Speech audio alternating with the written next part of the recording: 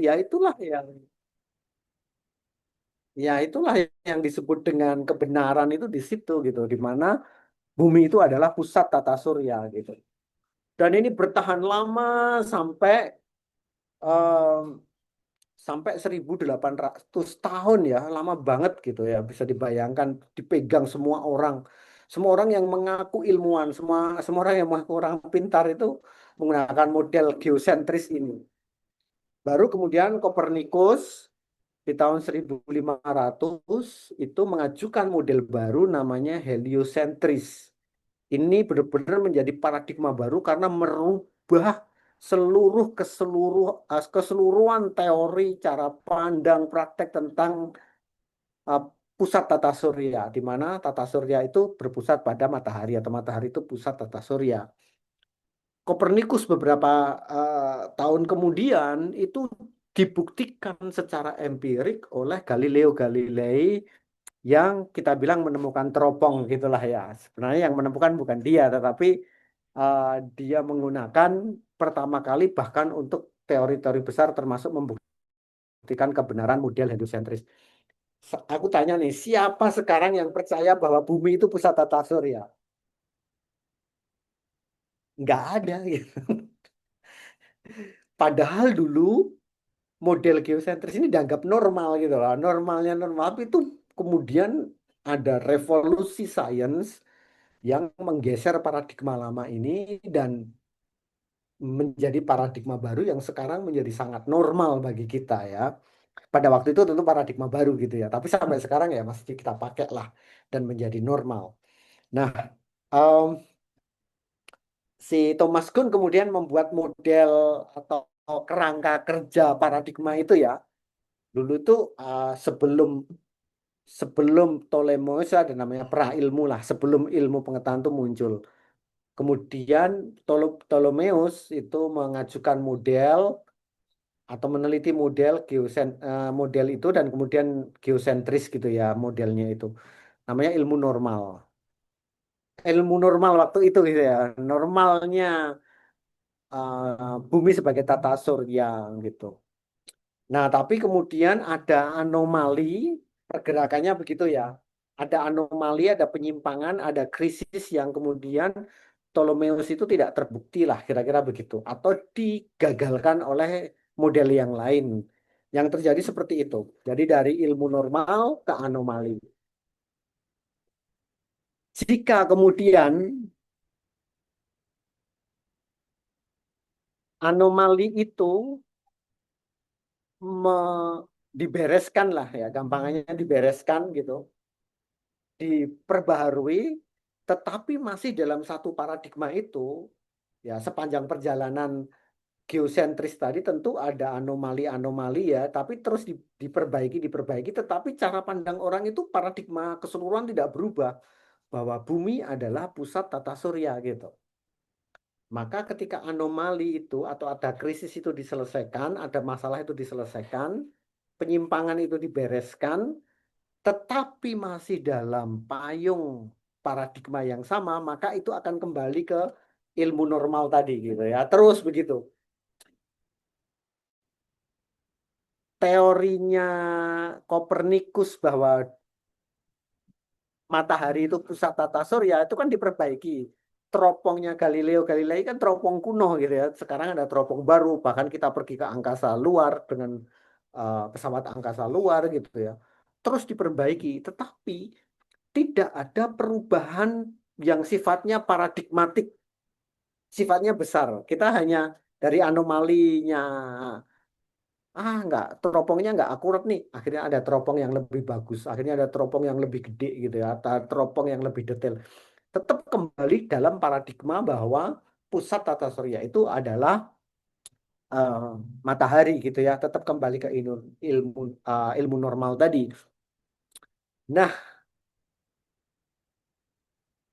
Kun mengatakan bahwa jika anomali itu kemudian melahirkan revolusi ilmiah, tidak kembali lagi ke ilmu normal yang ada di paradigma yang sama, ada revolusi ilmiah, kayak tadi ya, geosentris ke heliosentris, maka akan ada revolusi ilmiah.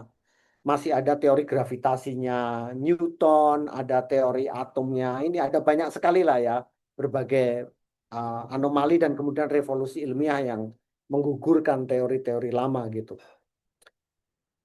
Kemudian kalau ada revolusi ilmiah, maka lahirlah paradigma baru gitu. Nah, paradigma baru itu kemudian akhirnya menjadi normal. Berputarnya seperti itulah kira-kira. Bisa diikuti nggak ya? Sementara kita nggak akan seriusnya hanya sekarang gitu. Landasan filosofisnya tadi disampaikan oleh Kak Wasiman gitu. Tapi pada intinya nanti di dalam PJOK, apa yang sekarang kita anggap normal tadi, itu nanti harus berasa anomali. Harus ada anomali karena kita mempertanyakannya, karena kita mengajukan sesuatu yang baru gitu. Tetapi kakak-kakak semua, ketika kita masih berada di payung PJOK lama, maka paradigma baru itu tidak akan lahir gitu ya. Paham nggak maksudku? Untuk bisa lahir paradigma baru atau muncul paradigma baru, perlu ada revolusi PJOK gitulah ya, atau perubahan yang cukup signifikan, cukup besar di PJOK. Seperti itu kakak-kakak ya. Nah, mari kita lihat ya paradigma baru PJOK.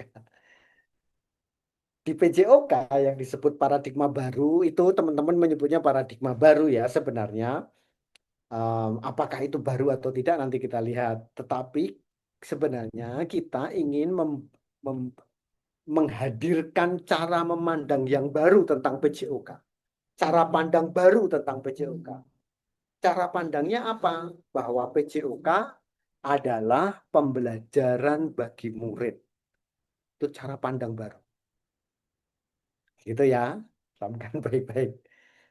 Termasuk kemudian paradigma itu kan juga selain cara pandang juga cara berpikir, juga cara bertindak dan menjadi kebiasaan dan menjadi asumsi kita sehari-hari.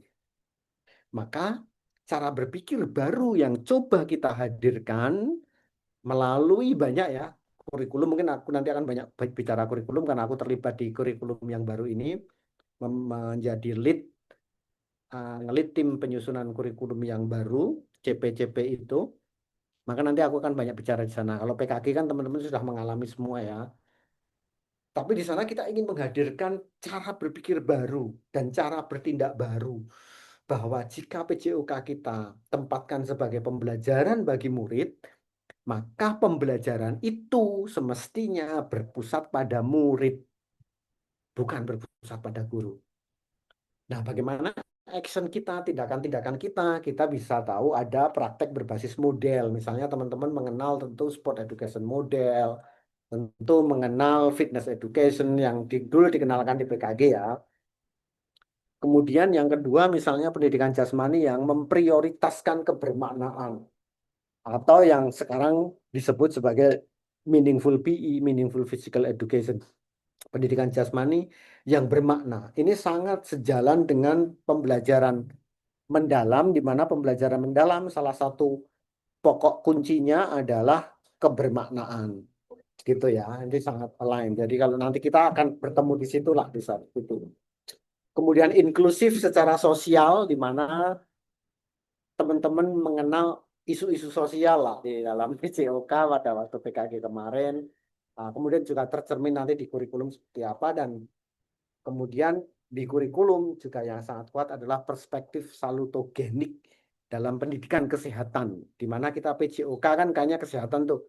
Nah, kita ingin menghadirkan perspektif baru salutogenik yang itu menjadi tindakan-tindakan pedagogi kita para guru.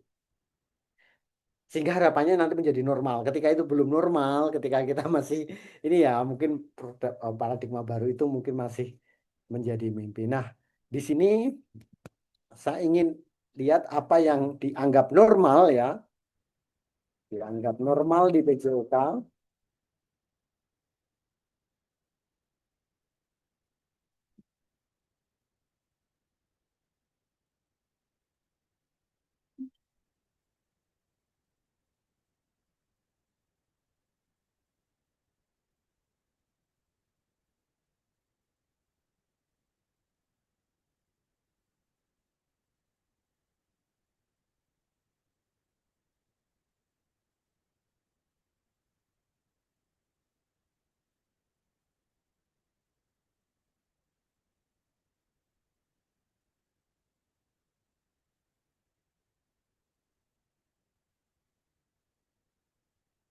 Kemudian apa yang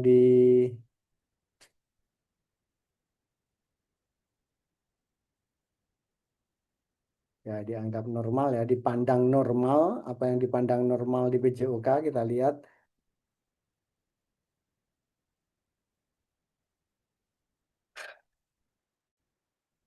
kita membutuhkan cara pandang PJOK, pergeseran cara pandang gitu ya. Paradigma lama kita bisa lihat ya, teman-teman juga bisa mengidentifikasi di sini. PJOK itu membugarkan.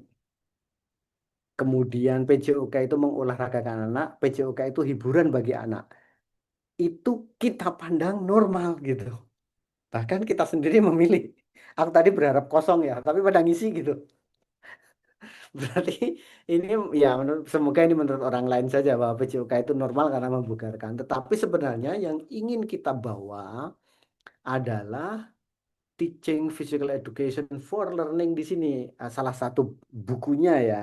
Yang lain ada banyak. Tapi sebenarnya kita ingin mengajarkan pendidikan jasmani itu untuk pembelajaran gitu. Bukan PJOK itu untuk kita baca satu-satu di sini ya. Yang paling tinggi itu untuk membugarkan. Kalau pengen anak-anak kita bugar, udah lah suruh lari-lari aja, udah nggak ada belajarnya gitu ya. Eh, dan kita nggak mungkin membugarkan karena kita seminggu hanya sekali untuk bisa kebugaran kita meningkat. Itu anak-anak itu perlu berolahraga, beraktivitas fisik cukup menengah keras gitu ya. Itu 3 kali lah seminggu gitu ya, dengan intensitas yang sedang tinggi gitu. Dan itu tidak mungkin terjadi di PJOK. Sehingga kalau kita PJOK itu membugarkan anak, itu satu tidak mungkin, yang kedua memang bukan itu tujuan kita. Tujuan kita adalah mendidik anak supaya tahu, paham, dan punya keterampilan untuk menjadi bugar. Beda dengan membugarkan doang gitu ya. Kalau kita ingin membugarkan anak dan kita anggap itu sesuatu yang penting, cara pandang kita dan kita anggap normal, itu bisa bahaya. Kenapa? Karena tugas membugarkan itu jauh lebih efektif, jauh lebih murah dilakukan oleh instruktur kebugaran, bukan oleh guru gitu. Jadi lama-lama nanti kementerian tuh merasa kalau memang tujuannya kebugaran dan tidak meningkat kebugaran anak gitu ya, bisa jadi udah deh, nggak usah ada guru PJOK gitu. Ntar sekolah biar meng-hire instruktur kebugaran datang ke sekolah, kasih apa namanya, jadi instruktur kebugaran di situ bagi anak-anak, selesai pulang udah kasih honor selesai gitu ya, nggak perlu guru gitu. Gitu. Apakah kebugaran bukan menjadi tujuan kita? Yang menjadi tujuan kita adalah belajar menjadi bugar. Nah, itu lebih penting karena belajar itu ketika anak tahu, terampil dan paham, apalagi pemahamannya mendalam, itu akan tertransfer dalam kehidupan mereka sehari-hari dan terus ini. Nah, akan dilakukan karena punya pengetahuan. Tapi kalau kita bugarkan doang, ya udah habis selesai dari sekolah nggak akan melakukan di luar sana karena mereka nggak tahu caranya bugar seperti apa, gitu ya. Ehm, yang kedua adalah PJOK mengolahragakan anak. Kalau PJOK mengolahraga, ya memang prakteknya seperti itu ya. Oke, sekarang sepak bola 2 pertemuan, besok voli 3 pertemuan. Kenapa? Karena kita ingin anak-anak kita olahraga. Ya udah olahraga, kasih aja bola, kasih aja bola basket gitu kan, anak-anak pada main gitu. Kalau kasih anak-anak diminta jalan keliling lingkungan gitu ya, mengelilingi sekolah atau mengelilingi blok lingkungan gitu 5 kali gitu lah ya. Itu karena kita ingin anak-anak itu berolahraga. Jadi itu PJOK di situ adalah mengolahragakan anak. Di paradigma yang baru kita ingin bawa PJOK itu membantu anak belajar berolahraga. Belajar itu punya pengetahuan, tadi sudah aku bilang lagi, punya keterampilan, kalau nggak terampil nggak bisa gitu. Juga punya pemahaman gitu ya. Nanti kita bahas agak lebih dalam lah ya, tapi intinya seperti itu.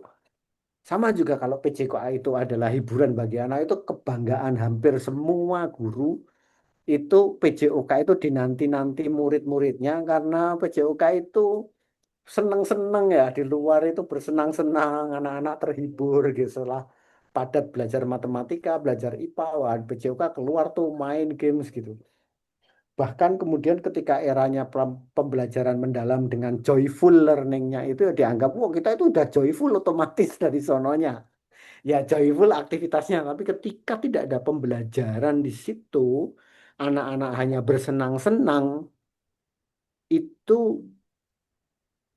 tidak kena ya sebagai pembelajaran. Kini tak kasih tahu ya, salah satu bentuknya antara semata-mata bersenang-senang dengan joyful learning atau pembelajaran yang menyenangkan seperti di pembelajaran mendalam ini.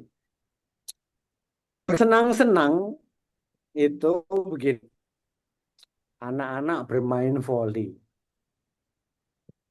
dipukul pakai kaki gitu, entah apa namanya, servisnya pakai kaki. Wah, di nyebrang net, di sana dipukul balik pakai kepala. Terus anak-anak ketawa semua. Wah, nyebrang, yang lawannya mukulnya pakai pantat.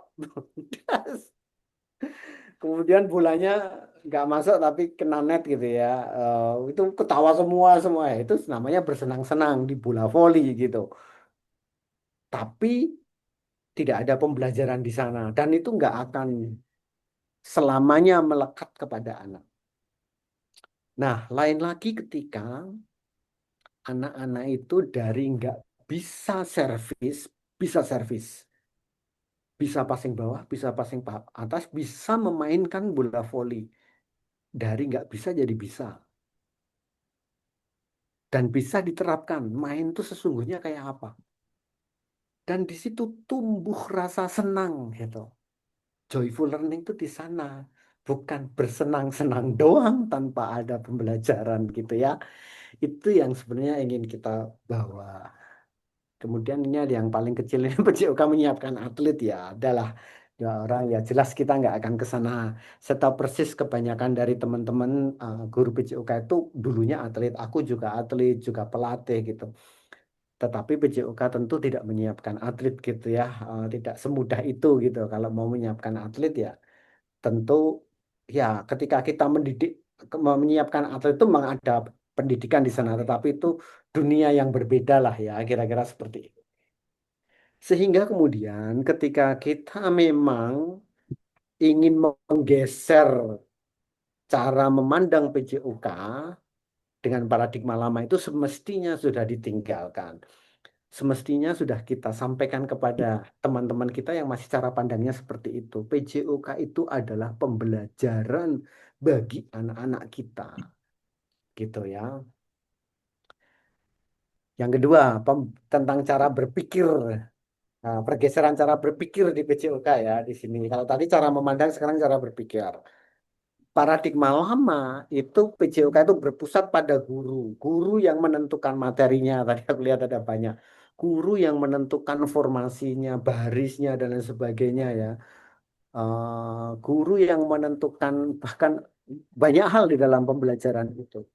Semua dari guru, anak-anak hanya melakukan saja. Dan itu sangat wajar ketika memang cara pandang kita PJOK itu adalah mengolahragakan anak karena semuanya pasti dari kita gitu otomatis gitu termasuk cara pandang bahwa olahraga itu membugarkan anak ya itu pasti harus dari guru kalau nggak dari guru nggak bisa tetapi kalau paradigma baru kita cara pandang bahwa PJOK itu adalah pembelajaran bagi murid maka kemudian paradigma baru adalah PJOK pembelajaran yang berpusat pada murid di mana anak-anak kemudian apa peran kita sebagai fasilitator. Ketika aku nggak usah panjang-panjang ya, ketika teman-teman menjadi fasilitator PKG PJOK, teman-teman tahu persis di situ teman-teman bekerja memfasilitasi guru-guru lain dalam belajar tentang macam-macam di PKG itu. Nah, seperti itulah dengan murid. Peran guru adalah memfasilitasi dan ada dialog dua arah antara guru dengan murid antara guru dengan semua murid dan antar murid dengan murid gitu. Jadi ekosistemnya seperti itu. Tentu ketika paradigma baru yang berpusat pada murid ini tidak membiarkan anak lepas ya terserah kamu, terserah kalian, kalian mau apa, bukan begitu ya. Tetapi kita sebenarnya mulai sedikit melepas kontrol kita terhadap kelas. Kalau teman-teman ingat belajar tentang spektrum gaya mengajar, sebenarnya seperti itu. Bagaimana kita mulai pada tingkatan-tingkatan tertentu melepas kendali kita terhadap kelas. Kalau di SD, bagi guru-guru SD barangkali ya, itu sesimpel ini kita mau bermain, mau pakai bola warna merah atau warna biru misalnya kayak gitu.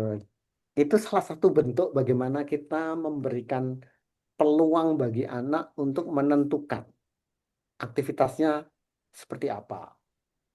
Aktivitas sepak bola pakai bola bola biru gitu lah ya kira-kira. Sesimpel itu. Mau bertanding berapa lawan berapa. Seperti itu ya. Misalnya. Kemudian em, kita tentu nggak akan melakukan langsung memberikan choice mereka, tapi kita bisa mendengarkan kalau kita belum siap ya. Karena kalau kelas itu kita beri, oke silakan kalian mau milih apa, wah nanti nggak jadi itu pasti, ya. Tapi kita mulai bisa mendengarkan aspirasi mereka, namanya student voice gitu ya. Mereka itu cenderung berminat di apa sih gitu ya. Aspirasi mereka aktivitas apa? Eh, Kalau mereka suka nge-gym gitu ya di Pekanbaru gitu ada banyak tumbuh eh, apa fitness center gitu kira-kira kalau yang di sekolah di SMA di Pekanbaru mungkin nggak misalnya mengajarkan apa namanya anak-anak kayaknya itu deh kayaknya akan aku ajarkan penyusunan program latihan kebugaran misalnya untuk meningkatkan kardiorespirasi atau meningkatkan kekuatan daya tahan otot misalnya kayak gitu. Nah itu dengan kita bertanya kepada mereka gitu. Oke deh, berarti semester depan akan belajar tentang fitness, tentang kebugaran gitu ya. Khususnya melalui gym. Nge-gym, caranya nge-gym gimana? Misalnya kayak gitu ya, contoh. Atau kemudian kita mendengarkan anak-anak SMP yang eh, kayak- yang beberapa orang bilang, oh asik main futsal, asik main futsal ya. Oke, berarti kemudian kita bisa menggunakan futsal eh, untuk pembelajaran. Apakah mereka belajar terampil bermain futsal atau belajar tentang futsal, misalnya belajar fair play melalui futsal kalau mereka sudah pada terampil ya. Bagaimana belajar kerjasama tim melalui futsal misalnya gitu. Jadi kita mulai dari mendengarkan aspirasi mereka gitu. Kalau nanti sudah cukup mereka mampu untuk menentukan belajar mereka, kita bisa memberi mereka choice gitu. Oke anak-anak semester depan kita akan belajar tentang fair play atau bulan depan kita akan belajar fair play. Aku beri pilihan ke kalian deh mau voting gitu ya. Aktivitasnya futsal, basket, atau bola voli misalnya. Ada kasih tiga, jangan kasih banyak atau jangan dilepas ya. Kasih tiga tuh mereka suruh milih. Itu salah satu bentuk-bentuk kecil bagaimana kita melakukan PJOK yang berpusat pada murid gitu. Mereka akan berdiskusi sesama temannya nih ada arah di mana mereka saling berdiskusi. Baiknya apa gitu. Alasannya apa kenapa futsal gitu ya. Jangan asal voting ya, mohon maaf. Nah, ada diskusi kayak gitu, ada presentasi mungkin kayak gitu ya. Yang itu disebut sebagai PJOK yang berpusat pada murid tidak semua ditentukan oleh kita. Oke, aku ingin coba mengupas ini sudah ada di buku panduan pembelajaran PJOK ya yang terbitan dari PSK Pusat Kurikulum dan Pembelajaran. Cara pandang PJOK sebagai pembelajaran itu adalah semua murid tanpa terkecuali akan menempuh perjalanan pembelajaran ya perjalanan pembelajaran ini penting nih tak kasih bol. yang dipandu secara pedagogis dengan mengajar kita untuk mengembangkan keterampilan dalam gerak dan kesehatan, pengetahuan serta pemahaman tentang gerak dan kesehatan, serta sikap terhadap gerak dan kesehatan. Seperti itu. Ini ada di sana sudah ya. Sehingga ketika memang kita memandang PJOK sebagai pembelajaran bahwa murid tanpa terkecuali itu nggak hanya yang laki-laki doang, tapi juga perempuan, nggak hanya yang punya abilitas doang, tapi yang disabilitas juga, nggak hanya orang yang anak-anak yang terampil saja, tapi anak-anak yang tidak terampil, nggak hanya anak-anak yang memiliki tubuh atletis saja, tapi anak-anak yang mungkin kegemukan dan obesitas.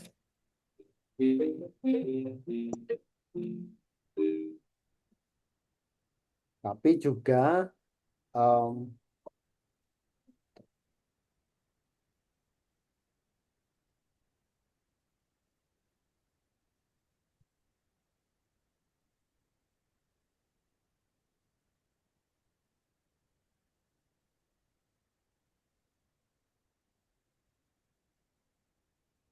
ya, mohon maaf. Ya, tapi juga berbagai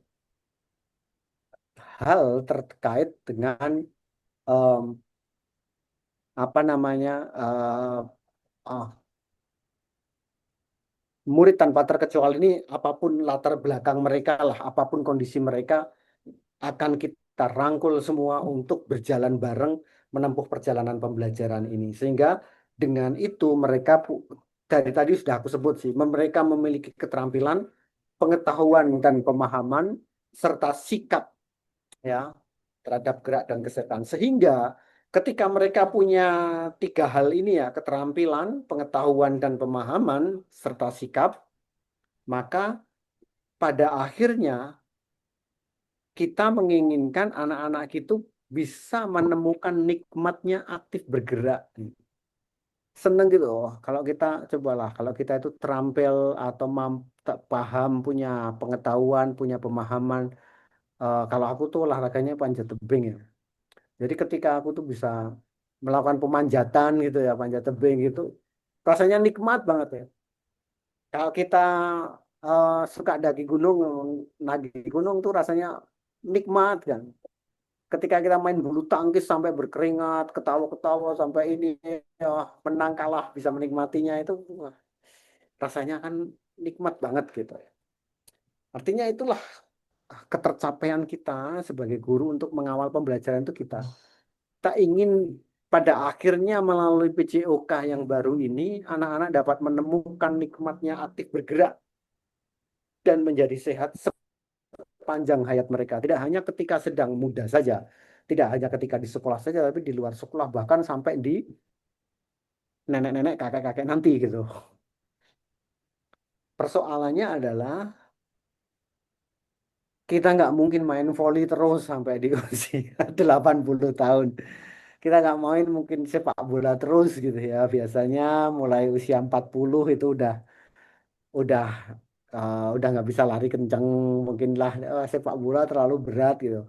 Selain berat nyari teman yang 11 orang atau 22 orang kan susah misalnya ya. Apalagi seperti Kak Wasiman ditugaskan di jauh di perbatasan Sumatera Utara, tidak ada teman di sana untuk main futsal atau untuk apa olahraga yang beliau gemari dulu. Akhirnya ya pasti berganti gitu ya. Nah, tahu nggak bahwa bukan macam-macam olahraga itu dikenalkan ya, tetapi ketika anak-anak itu atau seseorang itu terlibat secara intens dan menguasai suatu aktivitas olahraga, itu nanti akan menjadi mudah ditransfer di dalam olahraga-olahraga baru gitu. Dulu waktu masih muda main volley bisa loncat-loncat kayak gitu. Tapi usia 35 mulai nih, lututnya mulai nggak nyaman gitu ya. Nah, udah deh pindah eh, apa sepak bola gitu. Sepak bola mulai masuk 40 udah susah nyari teman, udah nggak lari kenceng gitu. Oke lah, pindah eh, bersepeda gitu ya. Bersepedanya downhill gitu. Downhill lama-lama tangannya udah nggak kuat gitu ya. Udah sepeda di jalan aja, road bike. Road bike sudah nggak bisa lagi nempuh masuk usia 50 udah nggak bisa ya udah ganti renang deh gitu. Renang udah masuk angin masuk 60 tahun, 70 tahun setiap kali berenang malah masuk angin gitu ya. Udah jalan kaki aja akhirnya gitu. Semua perjalanan seseorang itu hidup aktif sepanjang hayat itu tidak selalu sama komitmen dengan satu cabang atau satu aktivitas ya, tapi berganti-ganti. Setiap berganti-ganti itu selalu membutuhkan pembelajaran. Aku belajar hal baru nih di di sepeda gitu ya, caranya bengkel, caranya bergaul dengan orang-orang sepeda, caranya nanjak, caranya mengendalikan sepeda ketika turunan tajam dan seterusnya. Selalu ada hal-hal baru gitu ya, pengetahuan dipelajari, pemahaman dipelajari, keterampilan bersepeda juga dipelajari baru. Orang yang hidup aktif sepanjang hayat itu adalah seorang pembelajar. Dan itu perannya sangat signifikan di dalam PJOK. Ketika di pembelajaran PJOK kita mendidik anak menjadi pembelajar tentang gerak, tentang sehat, itu insya Allah akan dibawa sepanjang hayat nanti. Tapi ketika kita tujuannya mengolahragakan anak, ya udah anak suruh olahraga gitu, tanpa ada membentuk mereka menjadi pembelajar, itu tidak akan. Kalau kita ingin membugarkan anak, ya udah bugarin anak aja gitu. Tapi tidak belajar menjadi bugar, anak tidak menjadi pembelajar. Ketika anak tidak jadi pembelajar di kemudian hari, ketika tidak bisa ya sudah, nggak bisa berhenti. Aku dulu main tenis gitu kan, misalnya ya.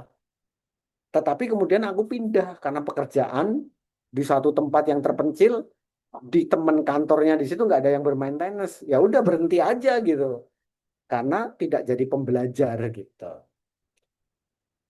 Sampai di sini bisa diikuti nggak?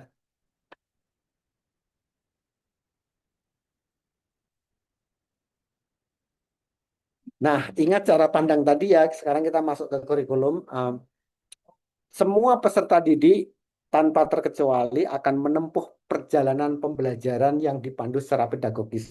Saya ingin menggarisbawahi menempuh perjalanan pembelajaran. Nah, di kurikulum kita sekarang ini bukan paradigma baru ya, cara pandang dan cara berpikir baru tentang kurikulum. Dulu kita memandang dan memikirkan kurikulum itu kumpulan aktivitas.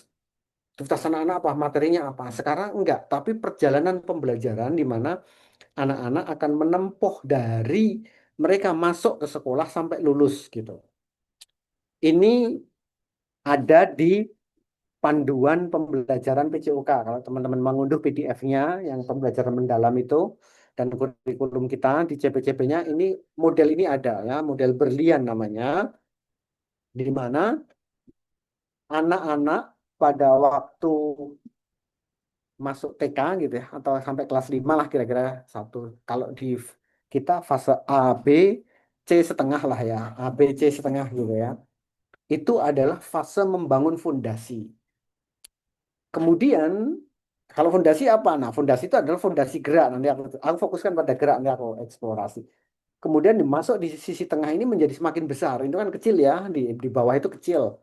Di tengah itu areanya melebar. Itu adalah fase mengeksplorasi berbagai kemungkinan gerak yang nanti mungkin akan dilakukan gitu. Tapi dicoba-coba dulu lah ya, nyoba ini, nyoba itu gitu.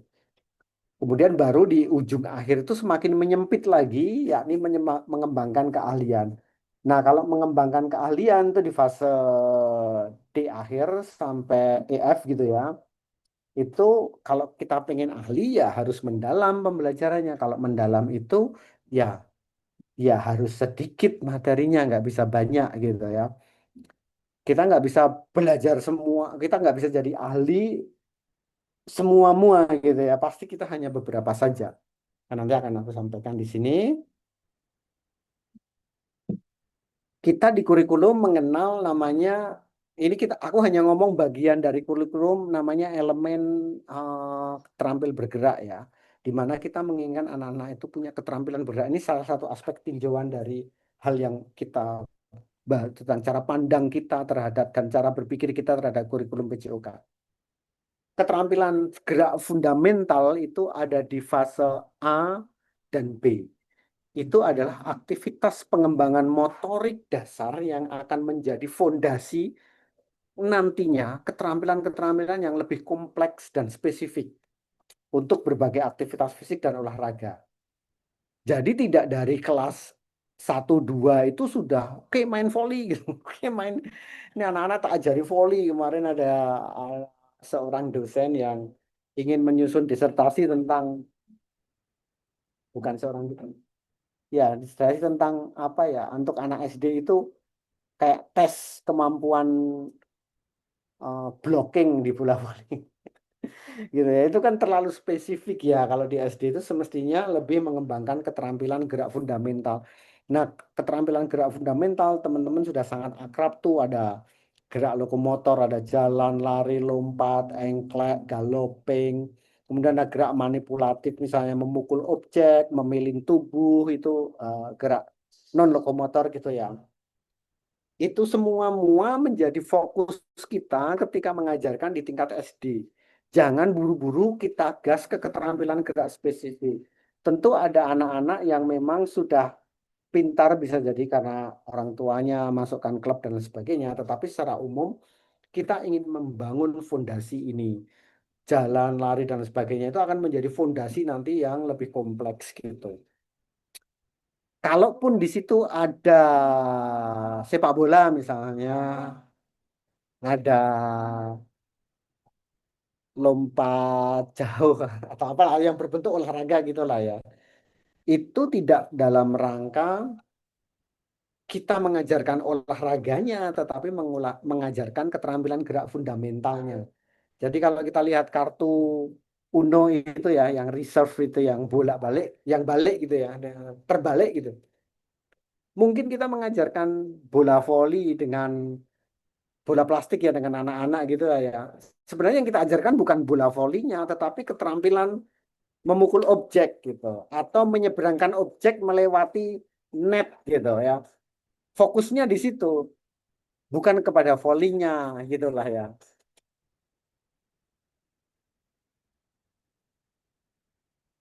Nah, baru kemudian di fase C akhir dan fase D keseluruhan ya sama ya sama sama D ya hampir keseluruhan gitu adalah fase kita mengembangkan keterampilan gerak. Nah, ini sudah mulai agak fokus kita ke olahraga nih guru-guru SMP nih atau guru SD akhir. Jadi anak-anak dikenalkan dengan berbagai macam olahraga atau aktivitas fisik. Eh, mungkin 4 sampai 5 jenis per semester lah. Eh, bulan ini sepak bola, bulan besok bulu tangkis, bulan besok lagi olahraga baru apa ya, misalnya petang gitu ya, atau woodball atau apalah gitu. Mulai dikenal-kenalkan gitu dengan olahraga yang dimodifikasi, tidak sepenuhnya seperti itu, tapi dikenalkan dengan berbagai ragam olahraga. Eh, 3 pertemuan bela diri, 4 pertemuan atletik gitu ya, apa misalnya lari estafet gitu ya.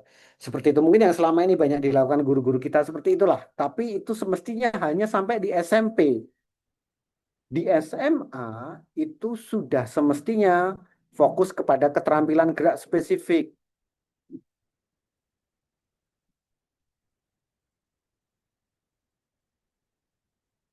Keterampilan gerak spesifik itu ya spesifiknya memukul di dalam bola basket seperti apa? Sorry, memukul dalam softball, baseball seperti apa? Memukul di dalam apa menendang bola di di di di sepak bola seperti apa?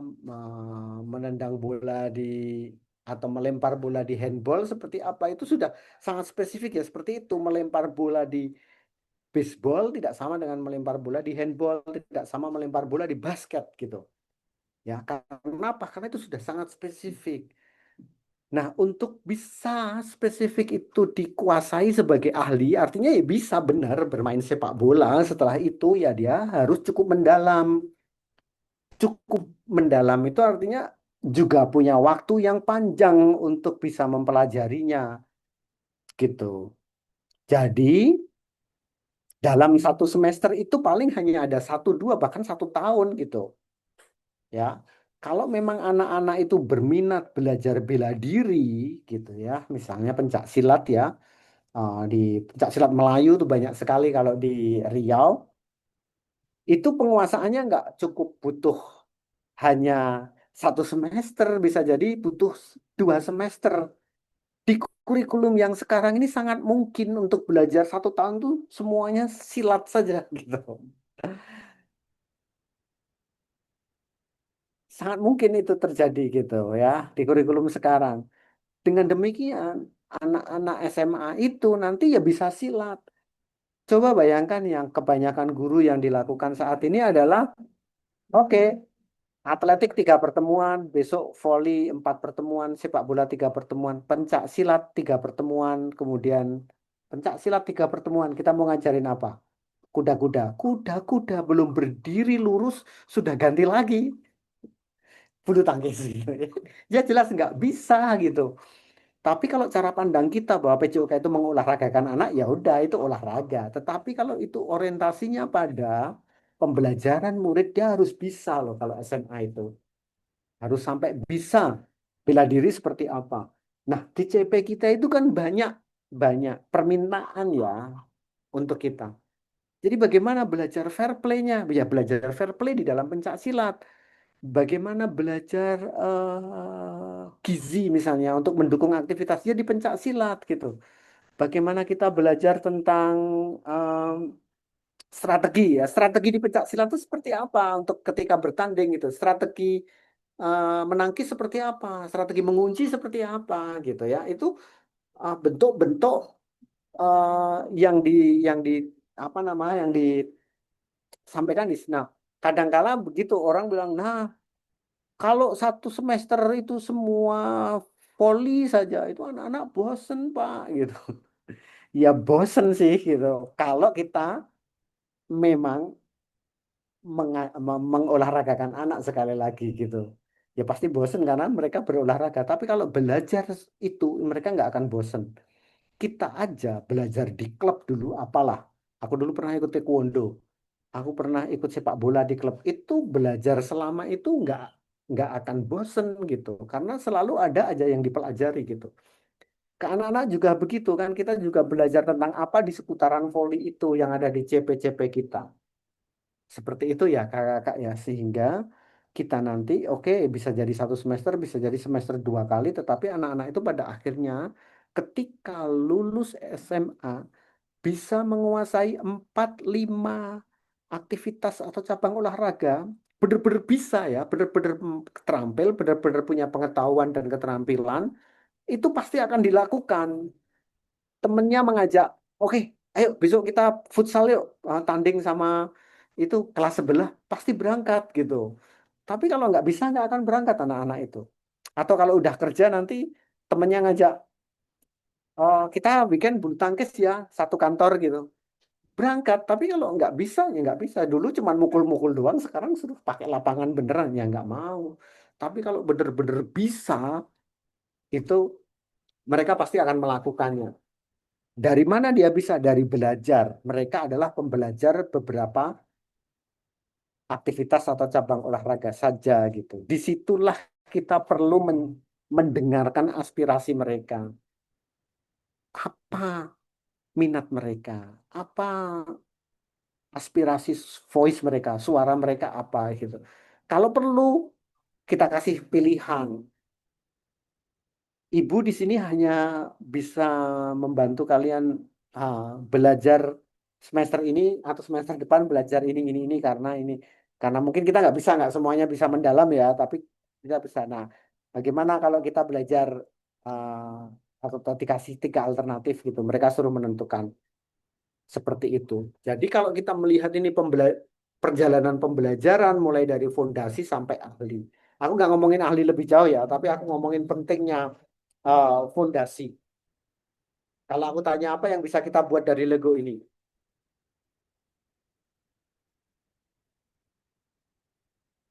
Boleh tulis di chat box deh. di chatroom. Apa yang bisa kita apa yang bisa kita buat dari Lego ini? Silahkan. Atau open mic.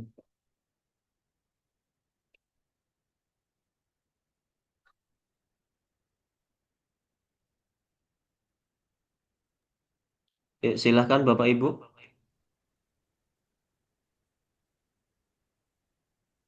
Kita lihat di chatbox ya.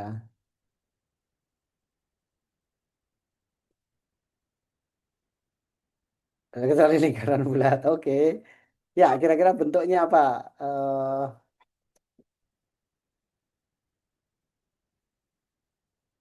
Rumah, bagus. Makasih Kak Denny. Robot, mobil-mobilan. Oke. Makasih Kak Titin. Baik. Tentu kita bisa membuat berbagai bentuk ya yang kita inginkan. Tapi dengan Lego ini, barangkali kalau kita mau membuat rumah misalnya ya, paling paling banter jadinya seperti ini ya rumah kita. Kalau kita mau bikin pesawat, paling banter ya pesawatnya seperti ya pesawat sih gitu ya. Kita bisa bilang oh itu pesawat gitu. Itu burung gitu ya kita bisa lihat. Tapi kan secara visual kita nggak cukup happy mungkin ya. Visual. Coba misalnya kita apa namanya eh, punya Lego sebanyak ini gitu. Apa yang bisa kita buat? Tentu dengan apa namanya hal yang sama ya membuat rumah dengan Lego sebanyak itu kita bisa membuat rumah itu sangat detail gitu ya. Ada pohon-pohonnya, ada mungkin bahkan kita bisa membuat kastil ya sampai 3 tingkat gitu ya. Kita membuat burung gitu itu bisa begitu detail gitu ya sayap-sayapnya bahkan ada burung yang sedang makanan burungnya bisa membuat helikopter pesawatnya begitu detail dengan baling-balingnya karena kita punya Lego yang banyak dan kita secara visual ya lihat juga seneng gitu kan. Memainkannya seneng yang melihat seneng gitu lah ya kira-kira. Nah, Lego sebanyak ini penting ya uh, dan itu uh, menjadi apa ya kalau bayangkan satu Lego itu satu keterampilan gitu.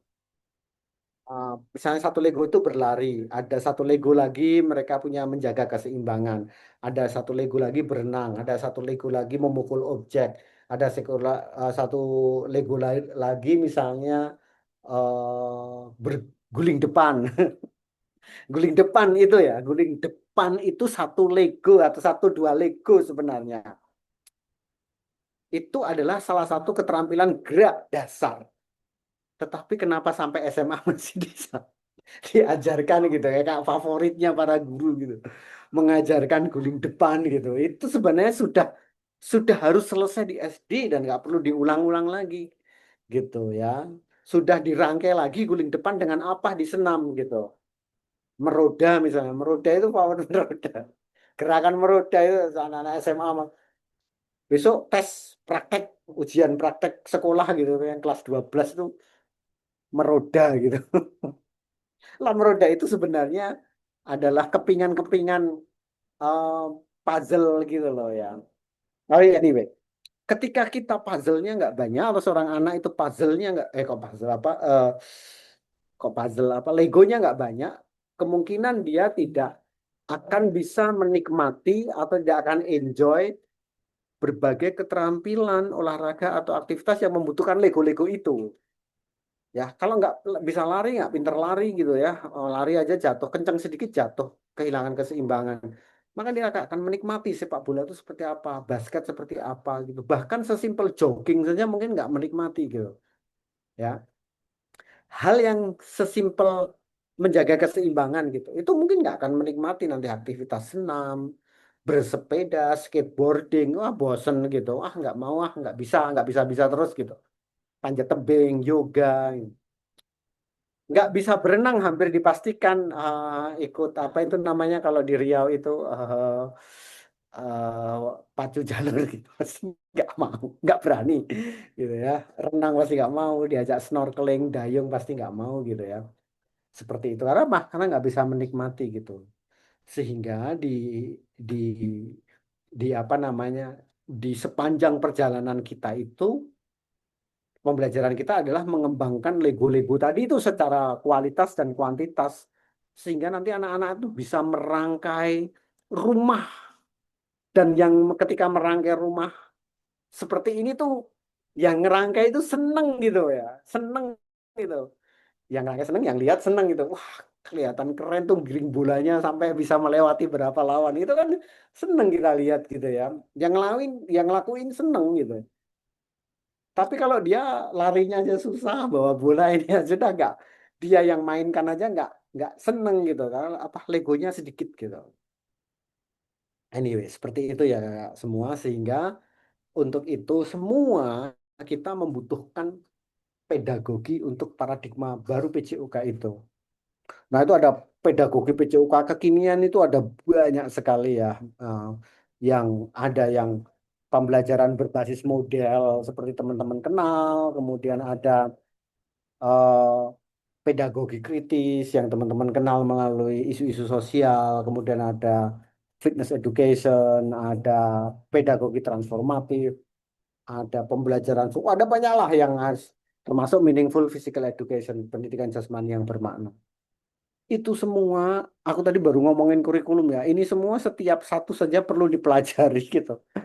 Enggak, enggak bisa kemudian hanya punya cara pandang dan cara berpikir saja, tapi juga cara bertindak. Nah, cara bertindak itu membutuhkan pedagogical action atau tindakan-tindakan pedagogis yang itu berpusat pada murid. Dan ini semua adalah pendidik apa aspek-aspek pedagogi baru di dalam PJOK yang berpusat pada murid.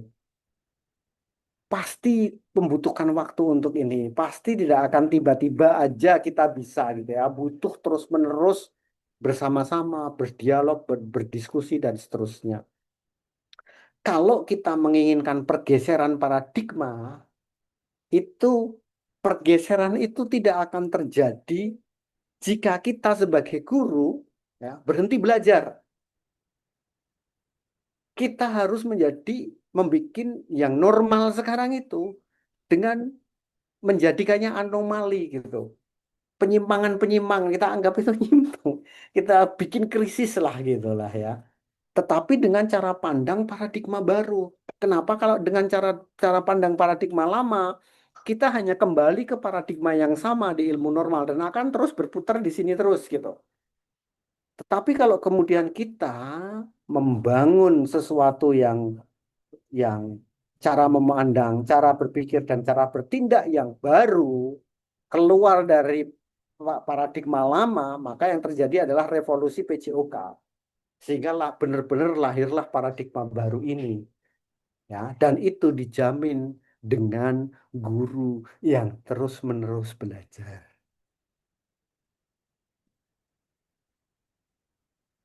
Nah, jika ini ada peribahasa Afrika, aku nggak pinter pantun ya, tapi aku mengutip peribahasa ini. Peribahasa Afrika ini keren nih. Jika kamu ingin berjalan cepat, jalanlah sendiri. Pasti bisa cepat. Tapi kalau kamu ingin jalannya jauh, jalanlah bersama-sama. Paradigma baru, perubahan, pergeseran paradigma ke paradigma baru PJOK membutuhkan perjalanan yang jauh. Kakak-kakak membutuhkan jalan bersama. Dan dimulai dari yang kecil di sini ya, start small, start smart dengan cara yang cerdas seperti ini termasuk cara yang cerdas dan jangan menyerah. Jangan menyerah, jangan berhenti. Terus-menerus dimulai sejak apa tadi Agustus 2025, jangan berhenti. Yang hadir sedikit cuma 20 orang tetap jalan, jangan berhenti gitu ya. Rumahnya jauh-jauh ada yang di perbatasan Sumatera Utara, ada yang di perbatasan selatan gitu ya. Jangan berhenti. Seperti itu kakak-kakak semua. Jika ada pertanyaan boleh silahkan. Semoga eh, memberikan aku sih nggak memberi sesuatu yang baru ya. Mungkin teman-teman juga sudah mengenal, tapi mungkin memberi penguatan-penguatan. Waktu saya kembalikan ke Kak Wasiman, silahkan jika ada yang ingin bertanya atau ingin mengelaborasi lebih jauh. Siap. Terima kasih kepada Prof. Cali yang sudah memberikan begitu banyak ilmunya kepada kita semua sehingga persepsi kita mengenai paradigma ini semakin tercerahkan ya, Prof. Untuk itu kepada Bapak Ibu sekalian, silahkan yang ingin bertanya.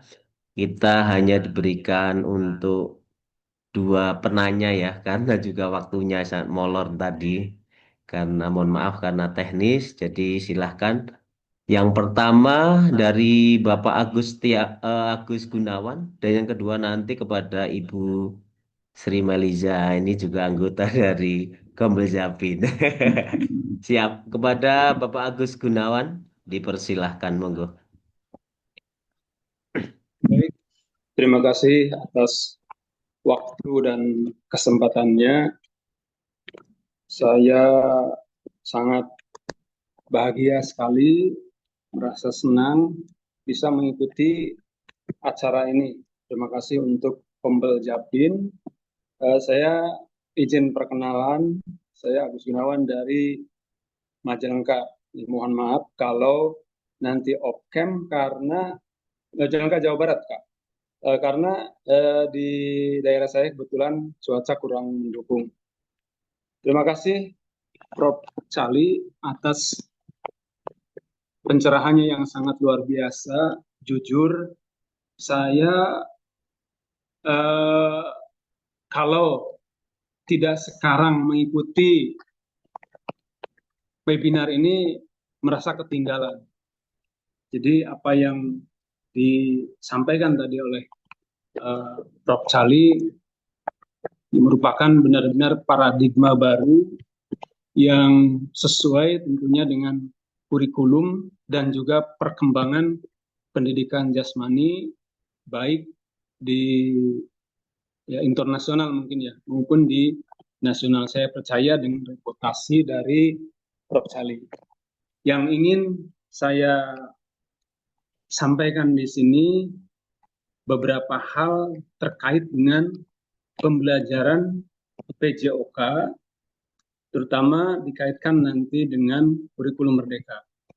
Kalau sependek pengetahuan saya, kita masih beberapa mengadopsi dari kurikulum 13, terutama dalam model-model pembelajaran.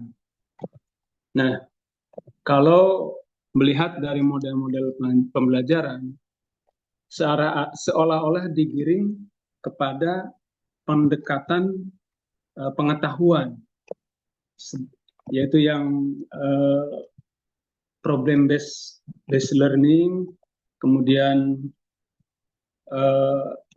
project based learning, inquiry learning, dan lain-lain. Tapi mohon maaf, ini mohon dikoreksi. Nah, di PJOK kan kita dominan pada gerak. Kemudian kita juga sudah memiliki beberapa model pendekatan, strategi, maupun gaya mengajar dalam PJOK. Nah, tetapi di kurikulum itu sepertinya mengakomodir masih dengan model-model seperti yang tadi saya sebutkan yang lebih kepada pengetahuan. Sedangkan kita sendiri dominannya adalah gerak. Sebagai contoh kan kalau di PJOK kita memiliki model ada keseluruhan atau ada bagian, ada metode campuran, dan lain-lain. Kemudian kita juga pendekatannya ada teknis, taktis, kemudian dalam strategi itu kan ya banyaklah. Tetapi apakah pendapat saya juga ini belum tentu gitu kan dengan paradigma baru itu seperti apa, sejalan atau tidak. Sebab kalau melihat dari sepintas gitu.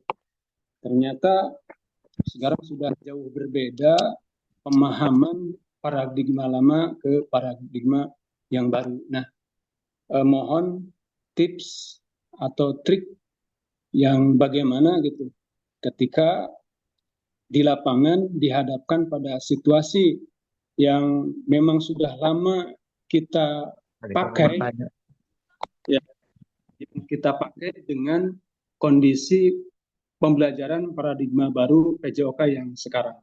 Itu pertanyaannya. Terima kasih, Kak.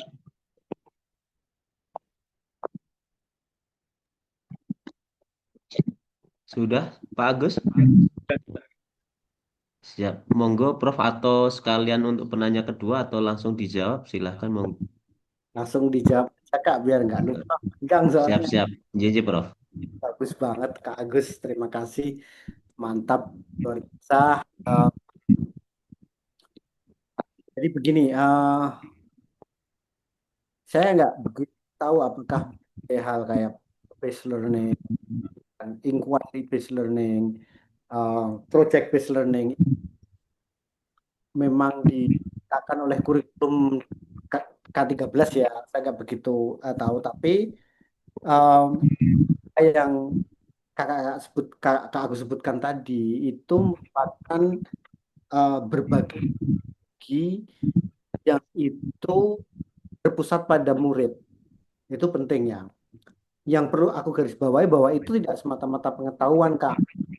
Di kurikulum kita itu ada elemen tampil bergerak. Artinya anak-anak itu nanti harus terampil. Kita fasilitasi keterampilan gerak mereka. Karena nggak mungkin dong kemudian mau bisa voli tanpa bermain voli, tanpa megang bola, tanpa mukul bola voli kan gitu. Gampangannya begitulah ya. Kemudian ada elemen belajar melalui gerak. Itu artinya apa? Belajar melalui gerak itu anak-anak akan kita fasilitasi belajar yang bukan gerak, tapi gerak itu sebagai kendaraan untuk belajar. Belajar apa? Belajar pengetahuan, belajar pemahaman, dan belajar sikap gitu ya. Atau kalau kita bahasanya karakter mungkin juga atau apalah sosial emosional gitu. Ada fair play, kerja kerja tim dan seterusnya, teamwork, kolaborasi itu ada di situ. Belajarnya mereka belajar itu tapi melalui gerak. Mereka belajar pengetahuan nggak? Iya belajar pengetahuan, tetapi ya melalui gerak gitu ya. Tidak terlepas dari gerak. Misalnya contohnya begini, eh, belajar tentang taktik. Tadi kakak menyebutkan ada taktik ya. Taktik itu tidak di kaki, tidak di tangan. Taktik itu ada di kepala. Itu adalah kognitif, pengetahuan gitu ya. Eh, kita akan mengajarkan atau akan memfasilitasi anak belajar taktik gitu. Bukan kemudian taktik itu semata-mata berada di dalam ruangan, ini ya taktiknya itu ya dipraktekkan langsung. Begitulah. Dan itu melalui problem based learning. Kalau teman-teman tahu atau pernah mendengar istilah model TGFU, TGFU, TGFU Teaching Games for Understanding. Jadi kita mengajarkan permainan untuk apa? Untuk pemahaman gitu. Itu sudah ada di kita dirintis sejak tahun 1980-an bahkan gitu ya. Udah lama banget gitu. Yang kemudian hmm, eh, yang jadi masalah kemarin itu sebenarnya pengen kita mengenalkan TGFU kepada teman-teman di PKG, tetapi sepertinya waktu tidak memungkinkan sehingga TGFU itu kita cut. Aku yakin beberapa teman di sini sudah mengenal apa itu. Tapi TGFU itu intinya adalah pembelajaran problem based learning. Tidak usah kemana-mana, tidak usah problem based learning itu mengikuti sintaksnya IPA gitu, tidak usah mengikuti sintaksnya kimia, fisika gitu ya. Tetapi kita punya sintaks sendiri untuk problem based learning terkait taktik gitu. Misalnya uh, sesederhana taktik untuk menyerangnya dalam hal ini adalah mengoper bola, mempassing bola kepada teman gitu. Nah, ini Anak-anak dikasih problem misalnya ketika kamu mau mempassing bola di passing lainnya itu antara kamu dan temanmu itu ada musuh. Kamu akan lakukan apa gitu? Langsung dipassing atau membuka ruang gitu ya?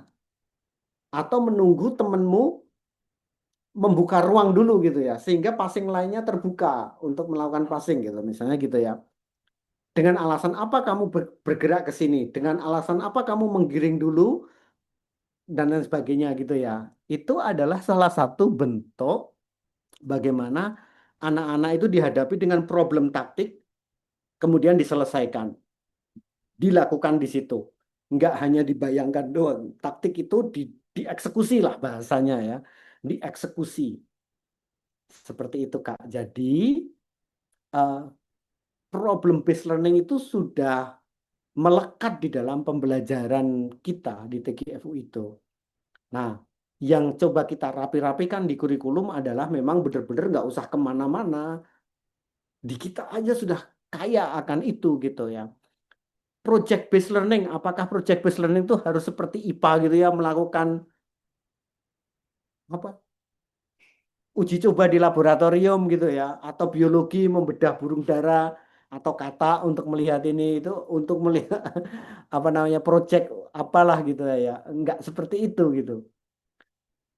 SEM itu Sport Education Model itu basis teori pendidikannya adalah project based learning. Projectnya apa? Event olahraga itu. Di event itu ada peran-peran yang akan diambil anak-anak dan di sana pun mereka punya proyek kecil-kecil. Kalau you jadi pelatih, program latihannya apa? Kalau kamu sebagai supporter, program supporter itu apa untuk mendukung supporternya, gitu ya.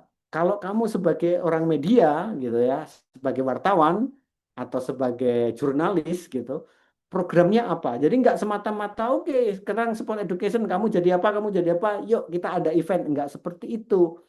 Semestinya ada proses untuk membuat proyek itu. Kita mengenal P5 lah ya, dari kementerian yang dulu. Seperti itulah kira-kira di dalam dalam PJOK di SEM itu. Maka SEM itu sebenarnya tidak mungkin dilaksanakan hanya beberapa pertemuan. Paling tidak itu kalau para pakar peneliti PJOK di luar sana itu bilang 6 sampai 8 tuh minimal. 8 kali pertemuan. Berarti kan minimal 2 bulan dengan persiapan-persiapan yang matang, dengan presentasi. Oke, aku kalau mau jadi pelatih nih program latihanku seperti ini ya. Kalau aku jadi manajer, manajemen timku akan seperti apa? Dia punya program kayak gitu dipresentasikan sebagai project dia dalam tanda petik. Dan di sana ketika menjalankan project itulah pembelajaran terjadi sebenarnya. Ya, nah itulah problem project based learning di kita itu sudah ada, nggak usah kemana-mana, itu aja gitu ya. Seperti itu Kak. Jadi aku pikir eh, bukan kemudian apa-apa yang di K13 itu menjadi alergi kita, cuman kita refocus lah lebih kepada kitanya dan jangan sampai walaupun kita mengadopsi berbagai pedagogi-pedagogi yang berpusat pada murid, tetapi cara pandang dan cara berpikir kita itu masih PJOK itu mengolahragakan, membugarkan, dan kemudian cara berpikir kita ya ya udah banyak-banyak yang kita sebagai guru justru lebih banyak menentukan arah pembelajarannya gitu ya, lebih banyak mengambil keputusan di dalam pembelajaran anak, bukan anak itu sendiri yang mengambil keputusan. Gitu sih Kak, menurutku nggak apa namanya bukan banyak hal bukan problem, yang problem itu sebenarnya lebih kepada bagaimana kita mengartikulasikannya di dalam atau mengeksekusinya itu semua di dalam PJOK gitu. Disitulah aku tadi menyampaikan untuk tahu TGFU kita perlu belajar, nggak bisa tiba-tiba bisa gitu. Untuk tahu SEM itu kan kita perlu belajar tuh di IPK. Belajar aja belum tentu dapat ini ya. Perlu kita itu kumpul-kumpul seperti ini penting sekali untuk saling berbagi. Nih aku nyelenggarain SEM kemarin tuh kayak gini-gini tuh baiknya jangan sampai kayak gini, potensi gagalnya besar ini dan sebagainya, saling berbagi. Itu loh proses belajarnya di situ. Jadi menurutku eh, dikenalkan dengan berbagai hal di PKG PJOK sudah sesuatu yang bagus. Yang perlu dilakukan adalah jangan berhenti belajar, terus-menerus dipelajari karena PKG itu waktunya sangat sedikit dan sifatnya hanya mengenalkan. Begitu Kak. Jadi saya sekali lagi belum menyebut ini paradigma baru ya, tetapi menuju paradigma baru itu. Jadi kita baru bikin anomali-anomali, baru bikin krisis-krisis gitu ya, supaya PJK itu benar-benar menjadi pembelajaran murid benar-benar berpusat pada anak. Kupikir itu Kak, semoga bisa memberikan wawasan atau pandangan Kak Wasil. Gimana Pak Agus? Baik, terima kasih. Sangat mencerahkan sekali dan ya memberikan penguatan-penguatan gitu ketika di lapangan ternyata di PJOK sudah sangat kaya. Jadi walaupun memang di kurikulum di sana tercantum juga ada problem based learning, tetapi di PJOK juga kita ini lebih percaya bahwa itu di PJOK dan tadi sangat bagus sekali, sangat baik sekali, kan penjelasannya sehingga terima kasih banyak, eh, saya banyak tercerahkan hari ini. Terima kasih, Prof. Terima kasih, Kombel Japin. Siap. Tepuk tangan untuk Bapak Agus. Siap, kita masuk langsung aja biar mempersingkat waktu. Silahkan untuk Kak Liza, Baik, terima kasih. penanya aktif Assalamualaikum ini. warahmatullahi wabarakatuh. Waalaikumsalam warahmatullahi wabarakatuh. Selamat sore, salam sejahtera untuk kita semua. Salam kenal, Prof. Saya Semeliza dari Pekanbaru, SMK Negeri 3 Pekanbaru. Baik, di sini Prof, mungkin ada sekitar 2 pertanyaan yang ingin saya tanyakan dan minta trik lah ya, Prof ya. Karena setiap ada webinar, setiap ada pelatihan, ini yang belum saya temukan jawabannya, Prof, yang belum mengena. Yang pertama ini, Prof. Begini, eh, di sini tentang pembelajaran PJOK ini, Prof, yang kami dari SMK, mungkin sama tahu ya kita, Prof ya, ada yang terpadu, ada yang pariwisata, ada yang teknik di sini. Mungkin kalau teknik itu banyak rata-rata laki-laki isinya, Prof. Kebetulan saya di pariwisata, Prof. Mungkin selama ini, Prof, yang terjadi itu antara guru dan siswa itu balance. Ada paradigma negatifnya, apa, Prof, dengan pelajaran PJOK ini. Cuma kami sudah berusaha, Prof, di SMK ini untuk muridnya. Sekarang gurunya lagi, Prof.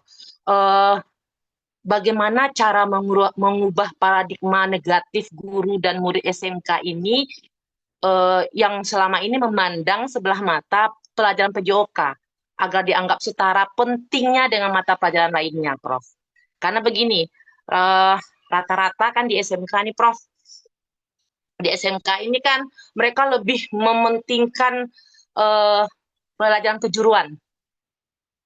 Itu rata-rata, Prof. Di sini pun kami di dalam MGMP ya, Prof ya, walaupun di sekolah, walaupun di tingkat kota maupun provinsi, pasti ini kendala kami. Seolah-olah kami ini di PJOK ini di SMK terkadang tak dianggap. Padahal mereka membutuhkan nilai PJOK di akhir semester di kelas 12. Harus masuk ke rapor. Nah, tapi itu tadi, Prof. Ke siswa, kami sudah mulai menerapkan, sudah menyampaikan pentingnya pelajaran PJOK, tapi ada beberapa guru yang masih menggunakan masih berpikiran tentang paradigma lama ya, Prof ya. Mereka beranggapan untuk pelajaran umum itu hanya sekedar saja.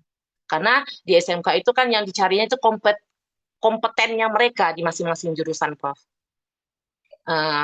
Kami sudah berusaha, rata-rata itulah kendala kami di SMK, apalagi yang di pariwisata itu yang laki-lakinya hanya 25%. Oke, yang kedua, Prof,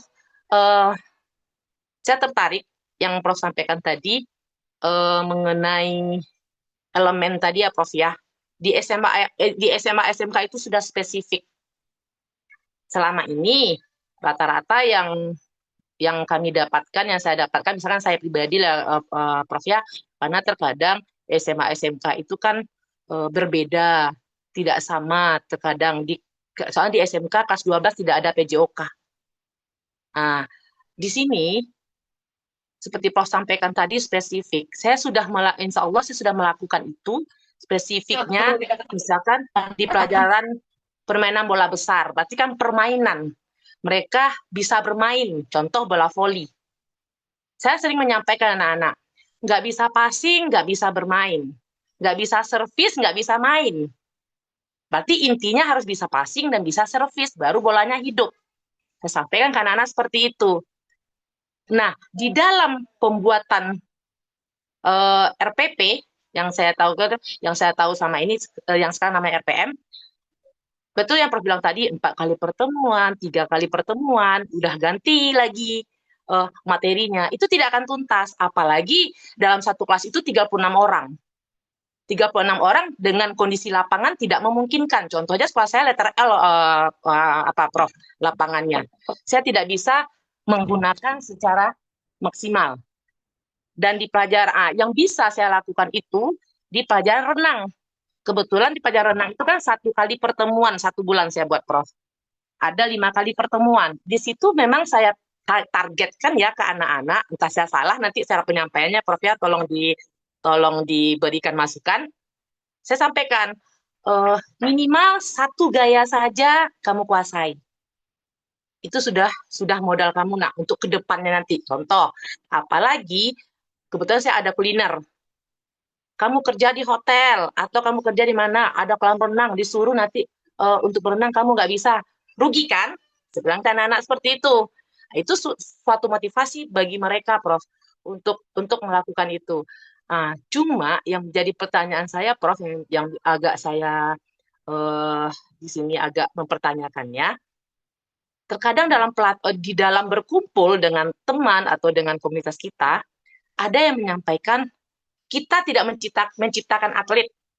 Yang penting anak itu senang berolahraga bola voli. Yang penting anak senang melakukannya. Betul. Tapi saya kutip tadi kata-kata Prof tadi, di SMA SMK itu sudah spesifik. Nah, mohon